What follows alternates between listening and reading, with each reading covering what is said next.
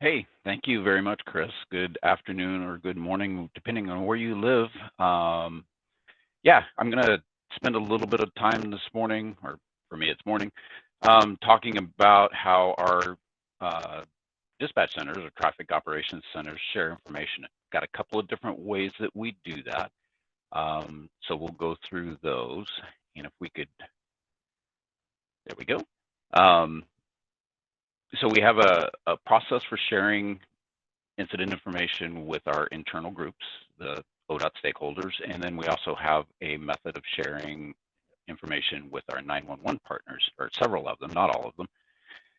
And we'll start with talking about the in-view and the internal notifications.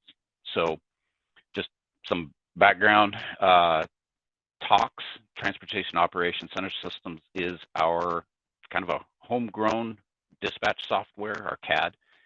And InView is a web-based system that taps into the same data. All of the same information is shared, but InView is a more user-friendly, a layman's way of getting to that information, as opposed to the more complicated and detail-oriented dispatch software. So notifications are sent to recipients.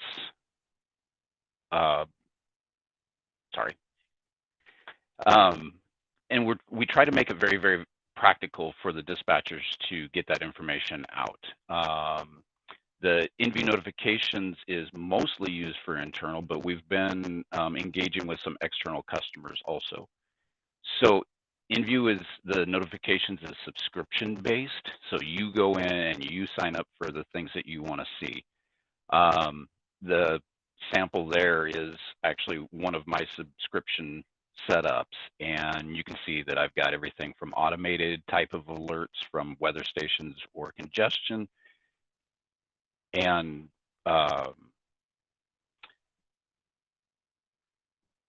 some of these are more or less seasonal. So I get the flood and the debris flow type of stuff in the winter season. You can suspend these subscriptions temporarily and not get the notifications, or you can get them all live, sign up for as many as you want. It is very possible to be overwhelmed with the amount of information that the dispatch center send out. So you are able to select what you want to see and when you want to see it. If we go to the next slide, that slide will show a summary screen of what I've signed up for one of my subscriptions. You can see I've got bridge lifts and chain conditions and major crashes. There's others in there, and that I want to receive those 24/7 for certain areas within the state, and I get those on my personal cell phone. I can choose email delivery, I can choose work cell, all kinds of different delivery methods.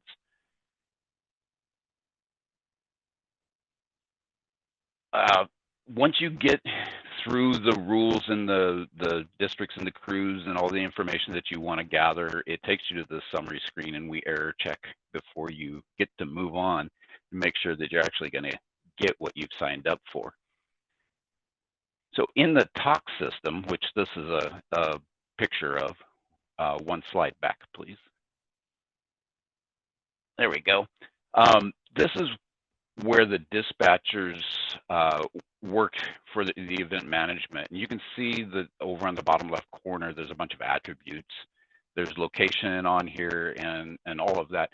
All the information that the dispatcher is coordinating and normally selecting automatically builds into the notification. Certain fields within this will trigger a suggestion to send out a notification because the information has changed enough that it's probably a good idea. You can ignore that or not. You can also just manage it on your own with that manage button on the bottom right screen. The blue hyperlinks are all of the notifications that have been sent out for this event so far. Well, it's final, so all of the notifications sent out at all. And if we go to the next slide, you can see the screen that the dispatcher actually uses to build that. So again, the data fields from the event management screen automatically build the information within this notification.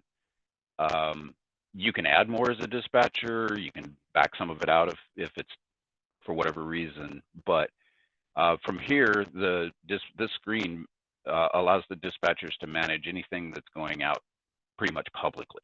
So the manage responses gives you the ability to manage the variable message signs, the notifications, and the travel information from one location here.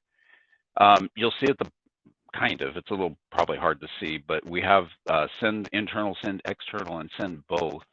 It's recommended that you send both, and that way it goes out both internally and externally. Our external partners, for the most part, not entirely, but for the most part, are media. So we sanitize the information a little bit and then send that out to media. Obviously, we like to partner with them. They can get information out in different ways to the public that we don't have access to. So they're great partners, and this aids in the timeliness and the speed of the information that they're receiving from us. Next slide, please. Notifications can also be managed from within InView, that web-based, a little bit simpler service.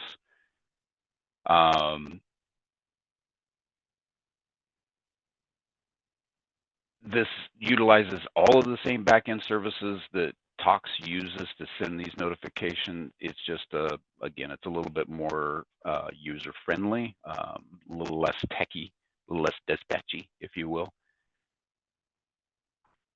Next slide. All of our events, we call them event history reports. There's a variety of different ways to describe how you capture your CAD. But all of the notifications, including who the information was sent to, what the notification was, is all listed on our event history report. So it was mentioned earlier in another presentation that it's nice to have that for after action reviews as to, when did the information go out, who did it go to. So that's where we capture all of that, and notice it's timestamped so that we can keep up with everything.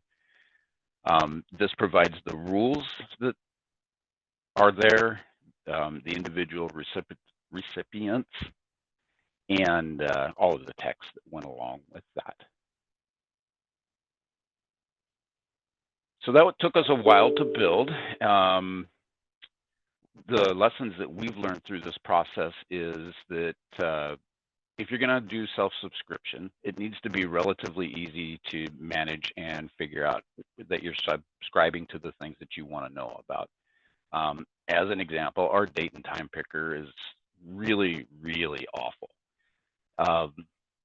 So if you do a review of people that have signed up for notifications, most of them are 24/7, even though they maybe would prefer not to be, but it's just so hard to pick a date time range that they choose to just get them all and ignore the ones that are after hours or during hours, however the case may be. Excuse me.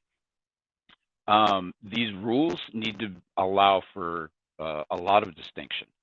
So one of the things that we did is we divided crashes into two categories, minor and major. And a lot of folks don't want to know about the little crashes, but they're really concerned about the major ones. And then, of course, we have some field folks that want to know about everything. So, but we've divided it up so that if you don't want to know, you don't have to get it. Because, again, it can be overwhelming at times, the number of messages that get sent out.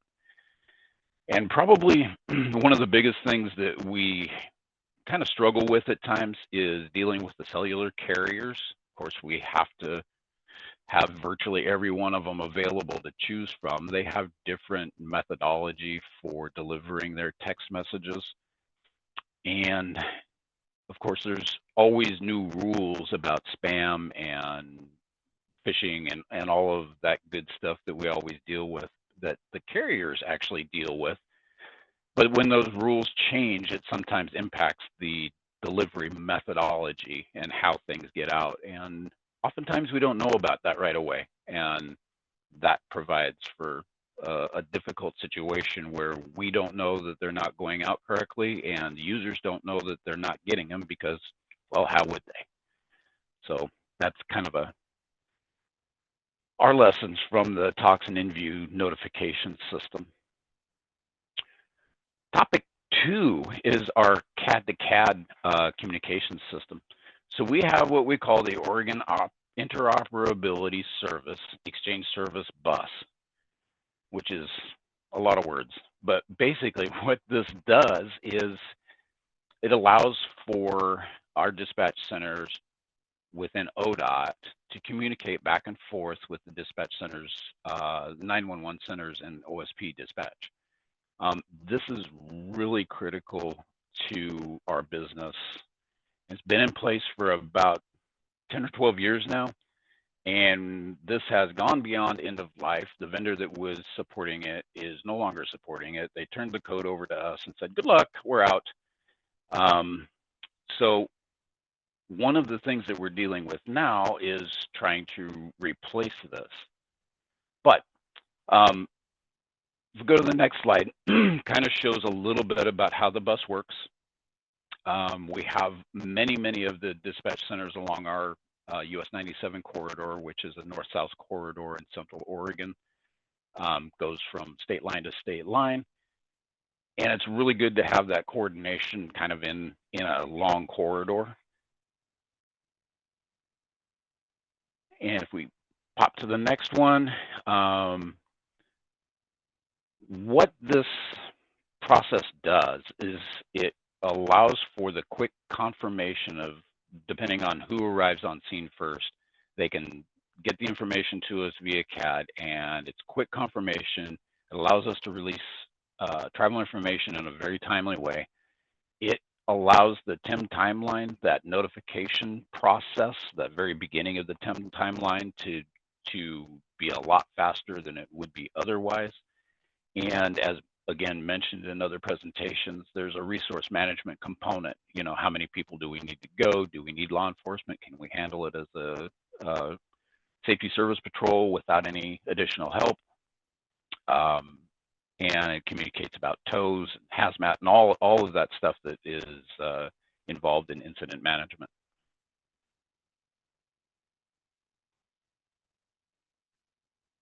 Again, with the TOX event management screen, I've highlighted the external response, and in this event, you can see that we are sharing both with Oregon State Police and Deschutes County 911, and that's the screen on the right shows their entries. We often will copy a lot of the information over from them into our remarks section, which is on the left. And notice we quickly get blocking information and direction and other things, even though we haven't responded yet. We haven't been able to find this on camera, perhaps. So again, it advances the TIM timeline and travel information and all the ways that we share other information. As I mentioned, we are replacing the bus and going with a CAD-to-CAD hub. This is a lot more complex, and it's going to add a lot more users along, hopefully, with all of the original users that are on the bus.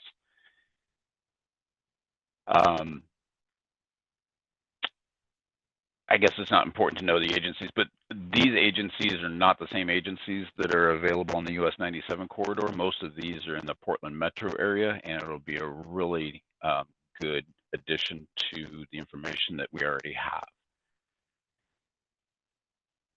Next slide, we take a look at the features, and a lot of the things that we're looking at as we go back into this CAD-to-CAD development. Some of the lessons that we learned from having our OIS bus are being applied here. Some of the things that we wish we'd have thought of before are also added to this, and this is just a small sample. Also mentioned in other presentations is, you know, how do you map how information comes across? You know, some CADs call a crash a 1216, some CADs call them an accident, some are MVA. So you have to map all of those different ways to call a crash so that we get crashes.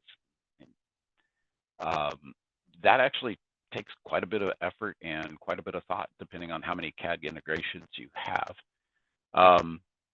Business rules and filters, that was also mentioned. You know, we don't want to get things as a DOT that we shouldn't be getting. We don't want the PII.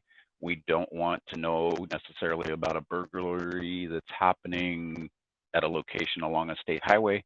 Those are not really DOT related. So all of those have to be filtered and cleaned up and make sure that the relevant information is coming across. It's not only the right thing to do, but it's helps with the efficiency of the dispatch center just working.